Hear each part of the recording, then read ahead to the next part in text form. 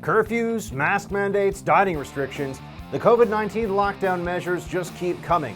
Are Americans finally ready to say enough is enough? Friends, it's time for Hold the Line.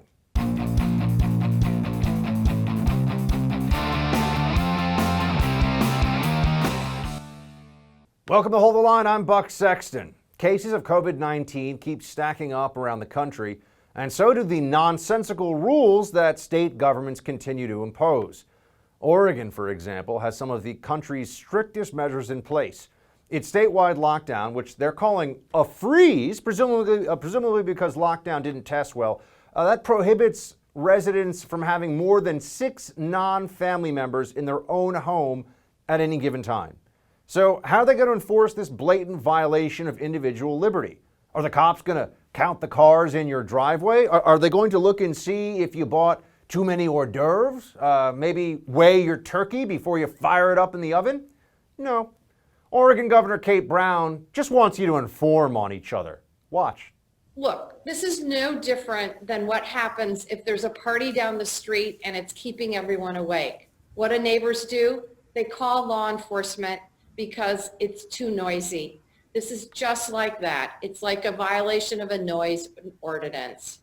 Yeah, just like that. Calling the cops on your neighbors for gathering with their family on Thanksgiving, just like a rowdy party that won't let you sleep at night. Same kind of ordinance. This is insanity, right? We all understand that people have lost their minds here. They no longer can be counted on to think critically about any of these issues. They've been brainwashed. There is some good news, though. We're starting to finally see more widespread pushback against this lunacy. There's a trend across the country where you have members of Oregon law enforcement, for example, they're signaling that they will just refuse to enforce the measures. The Marion County Sheriff's Office responded to Governor Brown's order saying, quote, "We recognize that we cannot arrest or enforce our way out of the pandemic." Response has been similar in California, where 13 law enforcement agencies announced that they will not be enforcing Gavin Newsom, the governor's recently imposed statewide curfew.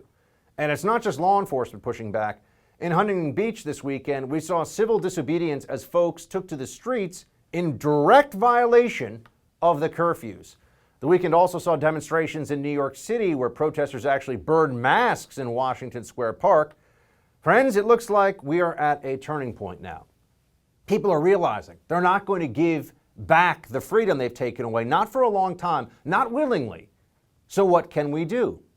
Well, mass noncompliance is certainly an answer, one that people have been thinking about but unwilling to engage in for a long time. Let's understand this. If we live in a country where politicians can now on a whim decide how many family members can be in your home for a Thanksgiving or any holiday for that matter, or any day, we live in a country where politicians can decide whatever they want. You don't have any rights. All they need is some kind of a compelling enough public statement about a health issue, and the Constitution no longer applies. All of a sudden, the sacred rights that we're supposed to have, the very foundation of our system of government, it's irrelevant. It's just a suggestion. They can suspend it at will whenever they want to, whenever they decide to. So people are seeing this now. They're understanding that we're going into a long, cold winter here. It's not just going to be a month or two. This is going to stretch out 4 months. And they're going to do irreparable damage to businesses, to the economy, to people's lives through drug addiction, drug overdose, undiagnosed cancer, depression, suicide. And for what? Here's another simple truth, one that whenever I share this, I know I run the risk of being censored on platforms, on Facebook and Twitter and other places. They've already done it to me. But here's what we all know ultimately, if we really think about it. The government cannot protect you from COVID-19. It's not possible. Only you can protect yourself, and even then, it's not perfect. Far from it. The more you limit your contact with other human beings, the more you're willing to make those concessions. You might up your percentages, but there's no such thing as perfect COVID-19 protection. It does not exist. And the government isn't even able to give you what seems to be worthwhile COVID protection. Look at the numbers all across the country. Look at what is happening here. Why would we be doing these things once again? Why would we be doubling down and going to even more extreme measures if what we had been doing up to this point, practicing social distancing and wearing masks, as government policies worked? We're seeing people that are understanding as well that their constitutional rights are not a suggestion. It's not up to a governor of any one state. It's not up to the mayor or even to a sheriff's office or you name it to decide, sorry, the Constitution no longer counts here. We have people who are afraid. We have people who are worried. Well, guess what? There are people who are worried about the future of a country that they live in where the government no longer has restrictions.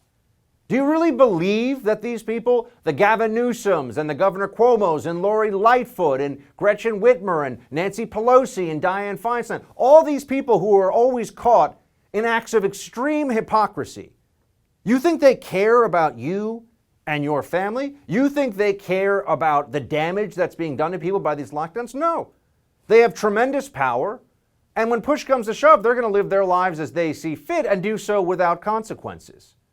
You want to talk about the concerns of government in this country? At the top of the list should be a government that thinks that it has a right to tell you where you can go, who you can be with, whether you can operate your business or not, and is now increasingly threatening people with jail time, with prison.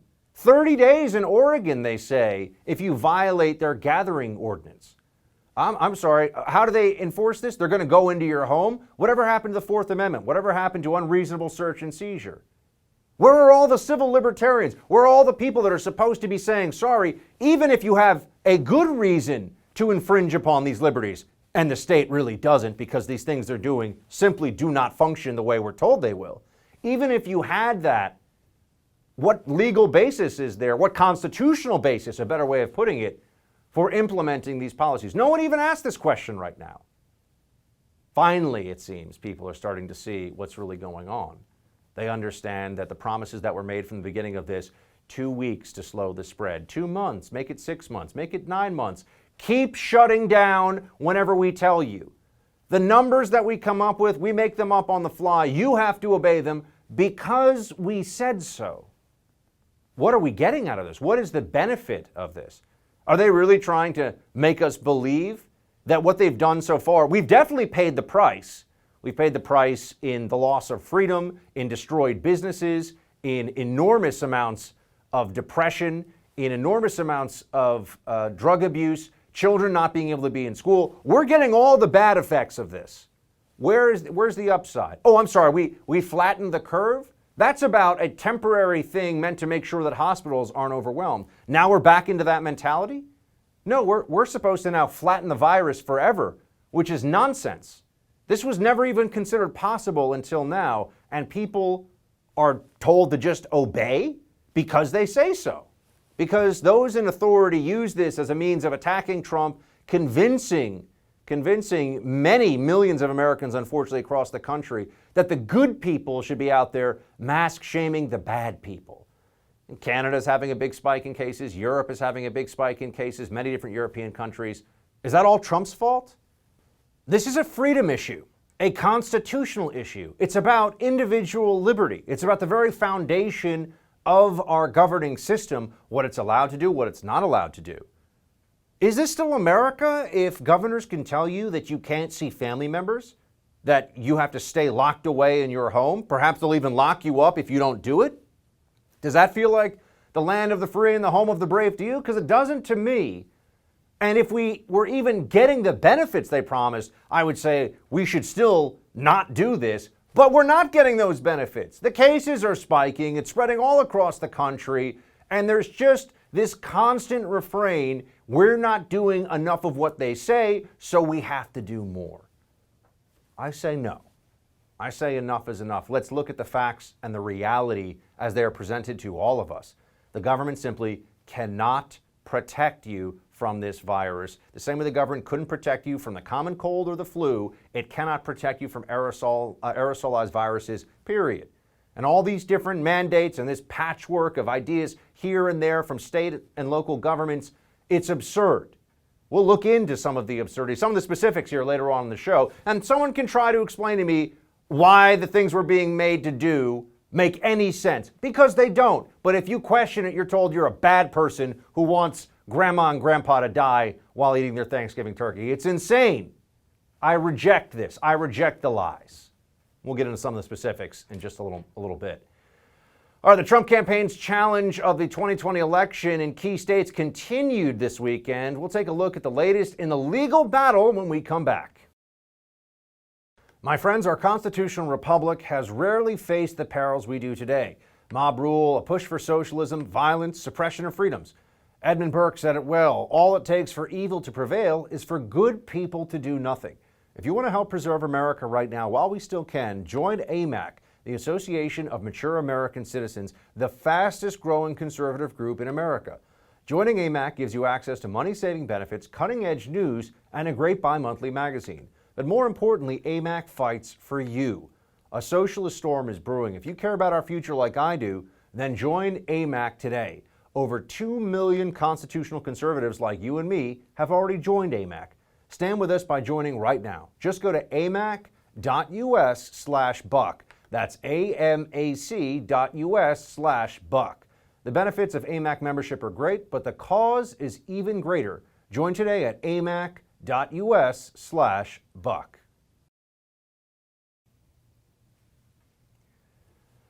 President Trump questioning the 2020 election results overnight on Twitter, writing the following. In certain swing states, there were more votes than people who vote, and in big numbers.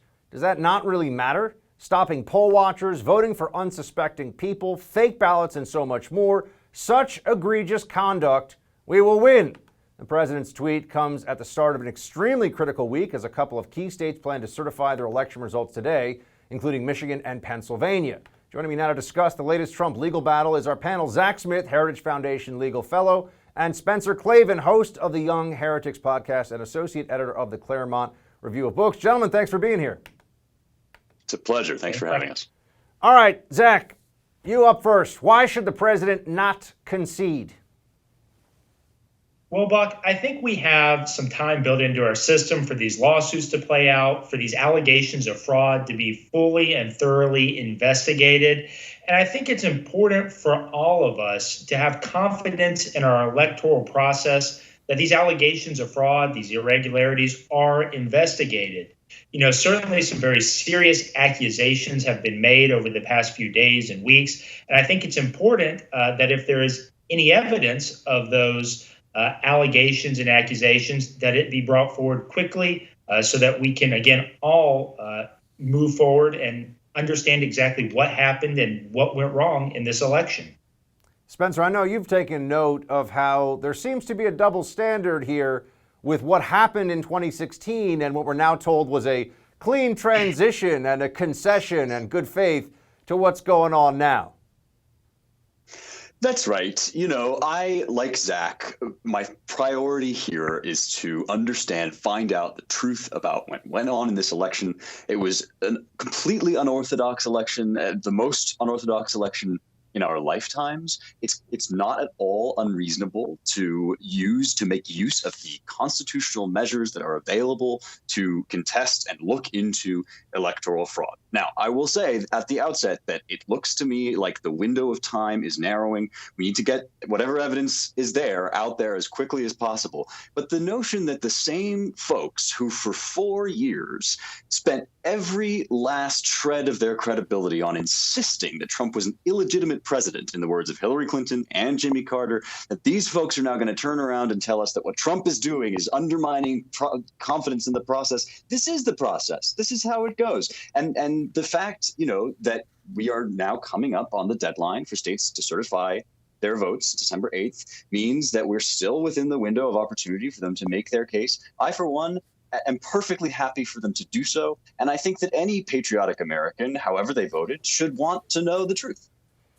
Zach, the president had tweeted out, and we talked about this a moment ago, that there were more people voting than there were registered voters, and also the stopping of poll watchers. I mean, there's a number of different areas where, and this was the tweet, a number of different areas where the president is alleging, based on what his legal team has told them and what the reporting has been so far, that there were at least improprieties. I mean, whether we can prove intentional fraud or not still remains to be seen.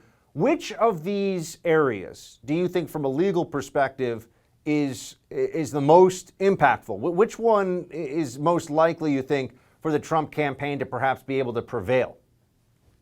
Well, certainly at this point, unfortunately, in terms of the poll watchers, the folks who are supposed to watch the ballot tabulation process take place, a lot of the remedies that courts could have offered to correct those problems, the time has probably passed for a lot of those.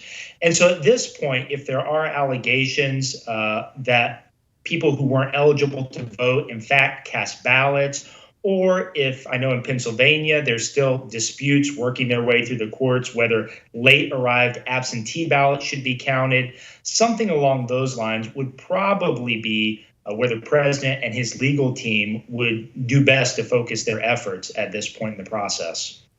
Spencer, what do you make of the statement over the weekend put out by the Trump campaign saying that Sidney Powell is a lawyer in her own private capacity, not for the Trump campaign? What do you make of that? And also, do you have any sense of her allegations so far? I mean, any analysis of this? Because what she's talking about would be the biggest bombshell, I think, in our lifetime politically, which says a lot. What do you think so far? Yeah, you know, the Trump campaign suffered some blows over the weekend. In addition to distancing itself from Sidney Powell, there was the decision rendered by Judge Brand in Pennsylvania, which was pretty scathing about at least the efforts that had been made up to that point to prove fraud in Pennsylvania.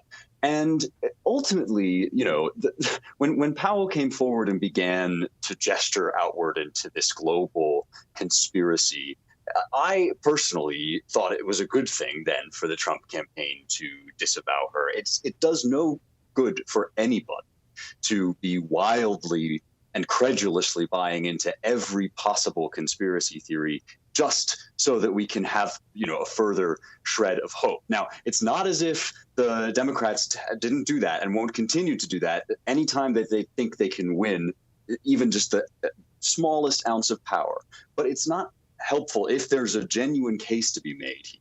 It doesn't actually assist anybody to make claims that we know Trump won, or that that George Soros was funding an international cabal. I think the kinds of evidence that Zach is hoping to see are much, much more fruitful as avenues of inquiry. And that is an area in which I think that the Trump team ought to be more careful than they're being. Well, let's dive into that a little bit specifically. Zach, Jenna Ellis, who is one of the Trump team lawyers, shared this. She's saying that the Third Circuit Court of Appeals grants expedited review for Team Trump's appeal from Pennsylvania. So now it sounds like we're supposed to be happy that this has gone to review so quickly, even if the decision didn't go the way the campaign want. Walk us through this a little bit. Well, I certainly think that's kind of the impetus of the tweet. What Ms. Ellis is suggesting there, you know, obviously, like Spencer said, the Trump campaign did not prevail in the federal district court, the trial court there in Pennsylvania. And so now they are asking the Third Circuit, the appellate court that oversees Pennsylvania, to step in and review that district judge's ruling. And so the hope is that these lawsuits, and this lawsuit in particular, will work its way through the court system and eventually, I presume, up to the U.S. Supreme Court, if that court is in fact willing to hear the case, which is no guarantee. But, you know, again, there is time for these lawsuits to work their way through the systems. And more importantly, I think it's important for us to have confidence in the electoral system, that we really investigate these irregularities and work to make sure that every legally cast ballot is counted and that no illegally cast ballots are counted in the process. Spencer, there are some Republicans, I think the Republicans who have stepped out are not surprising to anybody, but among them, Mitt Romney, he shared this one: having failed to make even a plausible case of widespread fraud or conspiracy before any court of law, the president's now resorted to overt pressure on state and local officials to subvert the will of the people, et cetera, et cetera. Romney being Romney here. But at what point do you think, Spencer, there will be a Republican movement to ask the president, you know, that there'll be more people that have been defenders of his, that have been on his team? Is it when the process is exhausted, and what does that look like? Well, as Zach is describing, it seems as if the ultimate hope of the Trump team here is to take this to the Supreme Court. It's unclear, as Zach also said, whether the Supreme Court will hear the case. And since this is, unlike the 2000 election, a case in which multiple states are really at issue and at stake, it's unclear to what extent the Supreme Court would want to take that case. However, as I have said before, the Trump team is well within its rights, if it thinks it has a shot here, to pursue that mode of recourse. If that mode of recourse is exhausted and, the court hands down a decision that is unfavorable to Trump, or if they're unable to get a hearing before the high court, well, at that point, I think all of the Republican Party is going to say, and sensibly would need to say, all right, how do we begin to carry the party forward in light of what will then be a necessary Trump concession? And this is why a lot of the hand-wringing about threats to our democratic process and threats to our democracy more generally, all of that is froth, I think, because in fact, as I said, this is going through the channels that it's supposed to go through. Once that definitive decision is rendered, then I think the energy on the GOP will be with a movement which, by the way, is already beginning, which is to reassess in light of the results and in light of some of the realignment that's going on, where the energy is to move forward into 2024. That's an effort I'm excited about no matter what happens. And I don't actually buy any of this notion that, the whole ship is going down with Trump. Yeah, no, that's crazy. That's crazy talk, and we know the libs are full of that, so that's not a surprise at all. But Zach and Spencer, for now the fight carries on, but we appreciate you joining us to shed some light on it. Thanks so much. Cheers. Thank you. New coronavirus cases are giving rise to a second round of extreme lockdown measures, but were the first ones even effective? And if they were, what are we doing now? Why are we doing more of that? Taking a closer look in tonight's Buck Brief. Economic uncertainty has left us all wondering about the future. The stock market seems to go up, down, change all the time, and politics plays far too large a role in it. So what do we do to protect ourselves and our income for a very uncertain future?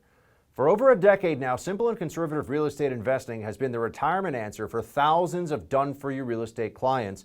It's now part of my answer to retirement. I'm not just a believer in what done-for-you real estate says, I'm also a client. I recently closed on my first ever investment property with my friends at Done4You Real Estate. Look, their system flat out works. Done4You Real Estate found me an amazing property, got me the financing, got it all fixed up, and are now renting it out and managing it for me. They're an award-winning, groundbreaking company with 13 years of experience that allows everyday, hardworking Americans to finally own investment real estate without all the risk and difficulty of just doing it on your own.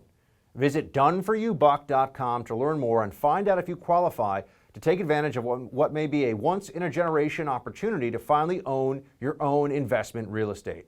done4youbuck.com.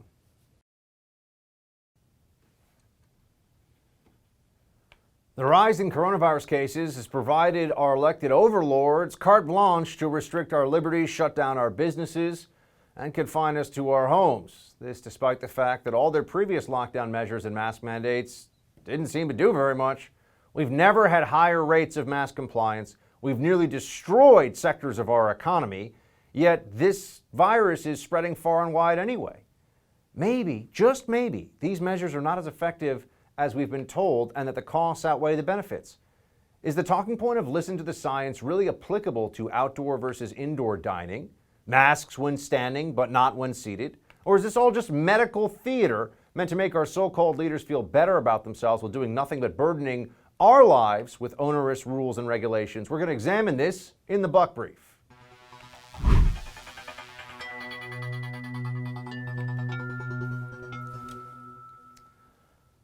So people ask me, why do you get so upset about the COVID lockdowns? How bad is it to wear a mask?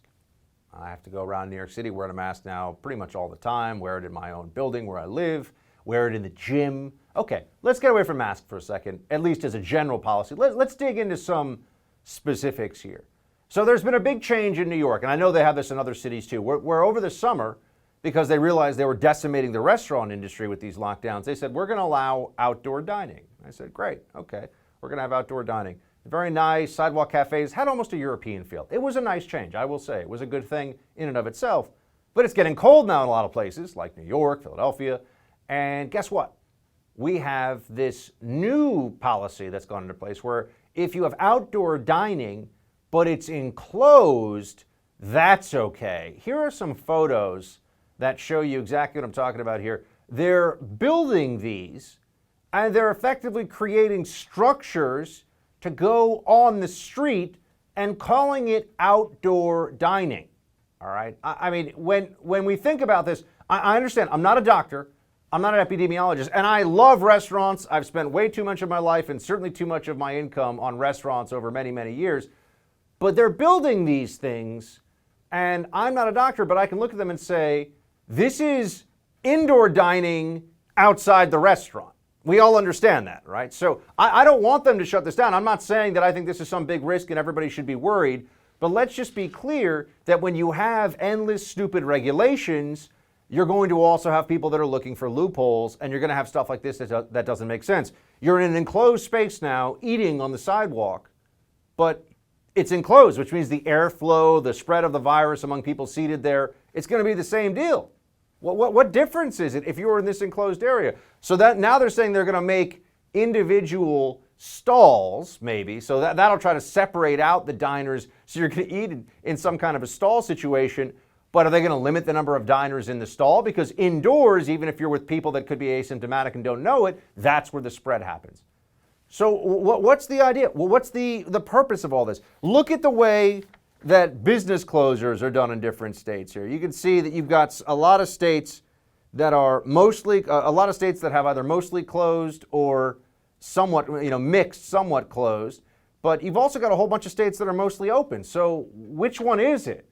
Is it just based on at any point in time what the caseload looks like? Because that's constantly changing. How can we continue to operate under these kinds of stresses? Masks, you look at restrictions, some restrictions, no restrictions. We got another map for you here.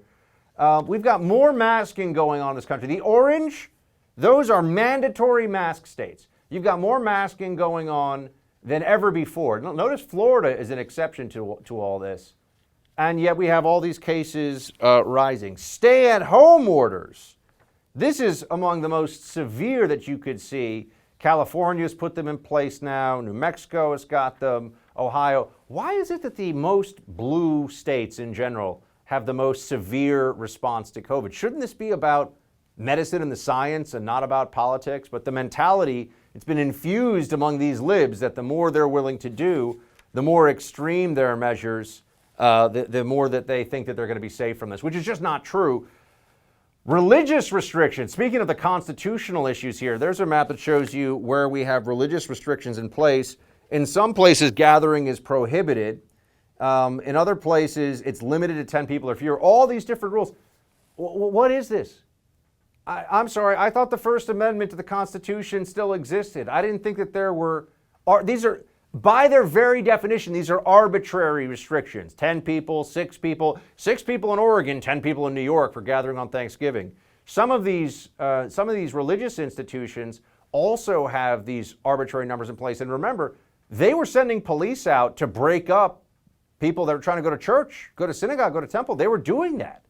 And so they may start doing this again. But that's a perfect example because it's so clear of where we have these restrictions going into place that don't seem to do very much, and they change depending on the state you're in. It's just all a big mess.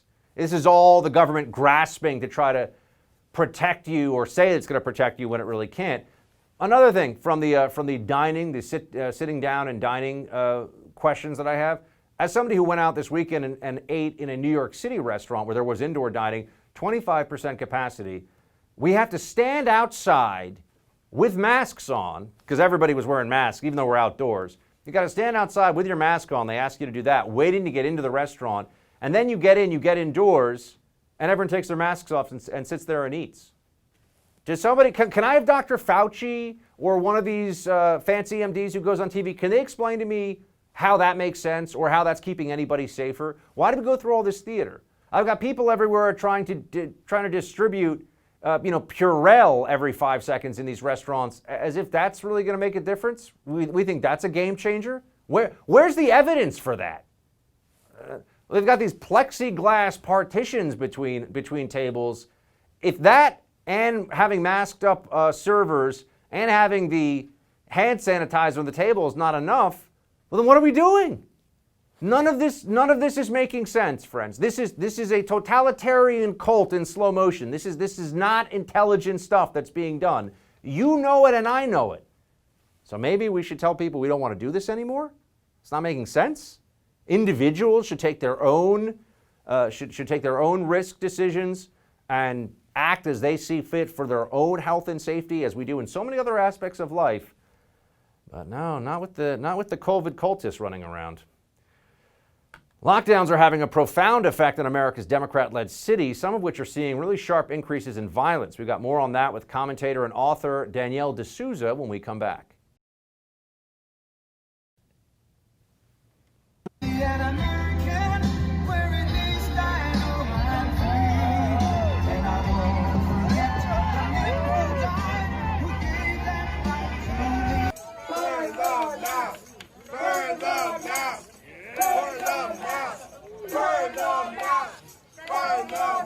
Go get a warrant. Go get a warrant.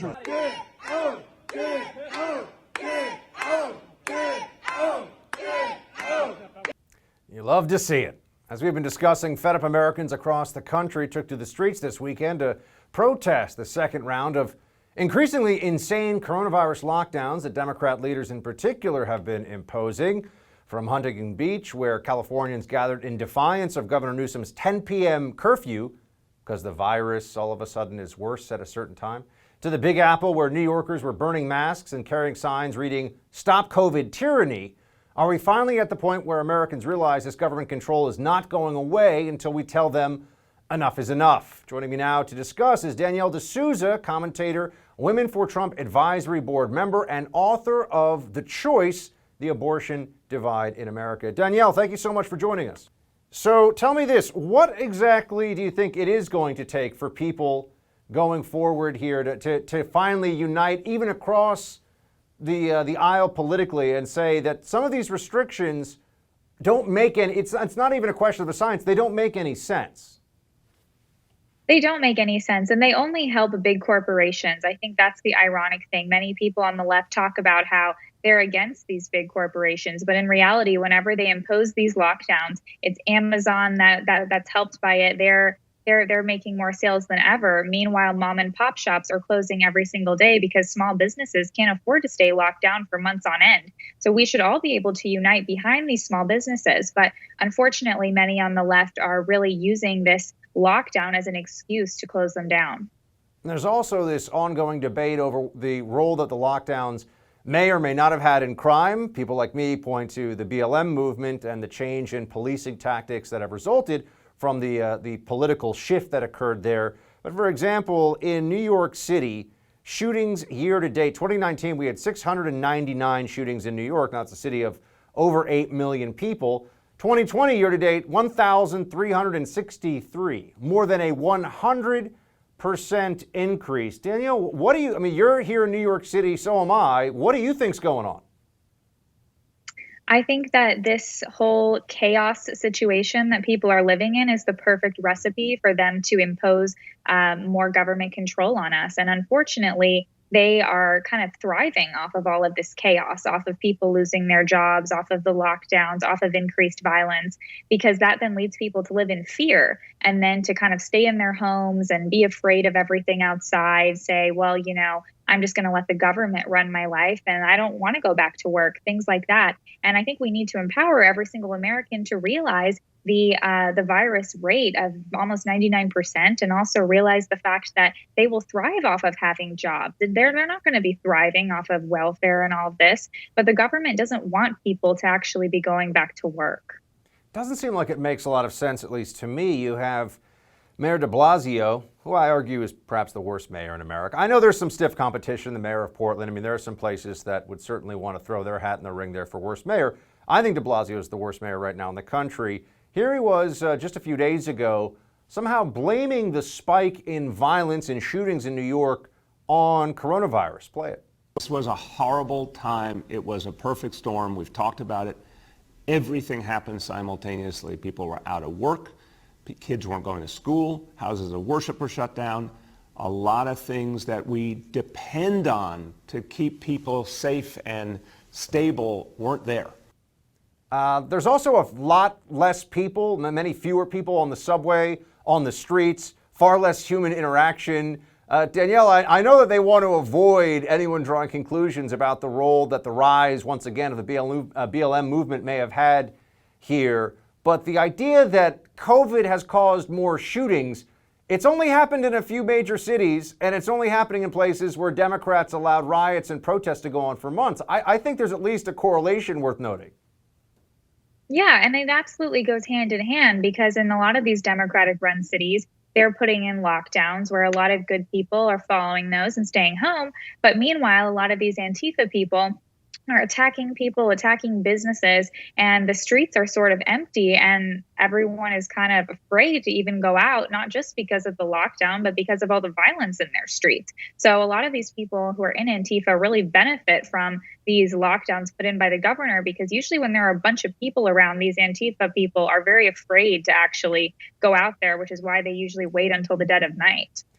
And we've also seen de Blasio trying to step up the police presence. I know we're talking a lot about New York here, and we got people all across the country with cities with their own problems, but you and I both know the situation in the Big Apple better than any other place.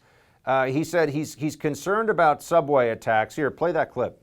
I'm real concerned, and we got to make sure that New Yorkers have confidence that they can go and use the subway and know help will be there for them. So NYPD is going to be increasing its presence in the subways. That will be very visible. Danielle, I think that people are going to realize in a lot of these major cities, Los Angeles, Chicago, New York, San Francisco, the outflow of people is real. And when you have not only COVID and the continuing fear that people will have of respiratory virus, but also the value proposition of cities changing, the left-wing policies coupled with less of a need necessarily to commute into these major cities, I think that there's going to be deterioration. So while de Blasio is saying, oh, use the subway, he's got bigger problems ahead. Absolutely. And it's already happening. These cities are broken down. I mean, even if you look at San Francisco, the left basically wants the entire country to look like San Francisco. They want homeless people, shooting up heroin in the streets. They want basically people to just be vagrants everywhere. And they want good people who are hardworking Americans to lose their jobs and literally be in a horrible situation where even schools are being shut down. They can't send their children to school. So how are they supposed to work while they have to deal with childcare for their children being shut down just at the last minute notice? So I think that's one of actually the most ridiculous things, because the rate of coronavirus as far as children is actually extremely low. And I don't understand why parents who are afraid of it can't choose to keep their child at home. Meanwhile, other people can send their child to school. Do you think that there's a shift in public perception beyond party lines? Once again, you're seeing that a little bit with these COVID lockdowns, that both sides of the aisle are starting to see it, the Democrats more slowly. But do you think there's a shift around perception of teachers' unions in this whole debacle of shutting down the schools? I do, absolutely. I don't understand why they want to have this massive control where they're literally shaping an entire child's year. Many people on the left talk about early childhood development and talk about how critical every single year is. And I agree, every single year is critical. And this whole year has been a complete mess for a lot of these kids. A lot of them haven't learned a thing on Zoom. And when they're being shut down at the last minute, I mean, what is happening to this semester for a lot of these students? I think that they should be in school. They should be able to learn in person like how they always have. And if a parent has a concern about sending their child to school, then they can choose to keep their child at home. But why should every child be forced to be at home when many of them even don't have a home life that is conducive to learning at home? Well, Danielle, really appreciate you joining us. Thanks for sharing your opinion. Come back soon. Thanks so much. It's almost time for a daily roundup of the looniest left-wing stuff on the interwebs. The edition of the Buckshot is up next. MAGA CBD benefits America's heroes with a revolutionary new product featuring patented NASA technology. So listen up, Patriots. Introducing MAGA CBD. This is a revolutionary product that's safe for work, no THC, and it's made right here in the USA. MAGA CBD features a patented NASA 3D stem cell and CBD03 technology, making it the best CBD on the market. You can literally see, taste, and feel the difference. MAGA CBD tastes great with their signature all-American apple pie flavor, as well as other fun flavors. I used to have trouble sleeping, so I tried MAGA CBD. It helps so much. You'll get the best night's sleep you've had in a long time. For a lot of people, the benefits go even beyond that. Best of all, 10% of the proceeds for MAGA CBD benefit veterans and first responders, our true American heroes. Go to magacbd.org to order now and use promo code THEFIRST for 20% off. That's magacbd.org, promo code THEFIRST. A cigar-chomping legend is born in Florida. Biden's dream cabinet looks more like a nightmare to some, and a burger joint draws massive crowds in Colorado. It's all coming up in tonight's Buckshot.